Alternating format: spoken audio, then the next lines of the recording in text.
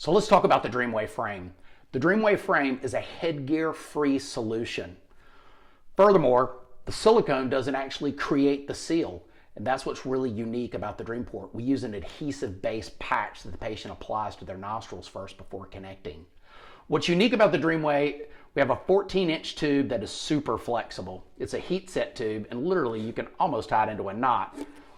So this is going to give you a lot of flexibility and freedom to move around in bed. It has a 22-millimeter coupling that will connect to any tube and works with any CPAP unit on the market. At the top of the DreamWay, it has a swivel, so it will swivel up underneath your nose. The black strap is a vent diffuser.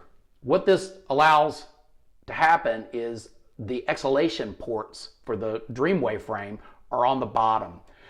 Every CPAP mask has exhalation ports. As your exhalation air blows off through these ports, it's muffled by the white filter material. So your CO2 escapes, and it also keeps the DreamWay incredibly quiet.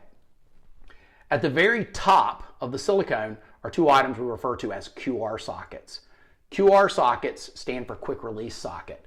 These are the mechanisms that will connect the ports into the top of the QR socket. I have a DreamPort here, and this will just snap into the top, like so.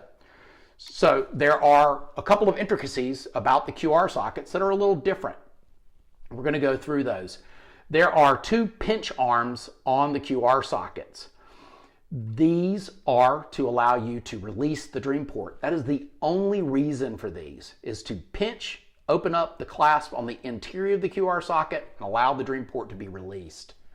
If you follow the arm of the QR socket up to the interior, you will find two hooks. And in a cutaway, we'll show you, highlighted in black, the fact that there are 4 hooks in each QR socket. If you come to the other side on this interior arm and go to the inside, you'll actually feel 2 more hooks. So there's 4 hooks in each QR socket. All 4 of those hooks have to catch over the end of the port in order to get a perfect seal. If you don't, you're going to get a hiss. So that said, how do you hold the QR socket in order to connect? Well, you don't do it here. You would not want to hold the actual arms because that's going to expand the hooks open, so it's harder for them to catch on the end of the port. What you're going to want to do is move your thumb and index finger, all the way up at the top, right next to the edge of the QR socket, and have them directly behind the hooks. You don't have to squeeze hard, but you're going to want to have them all the way up at the top.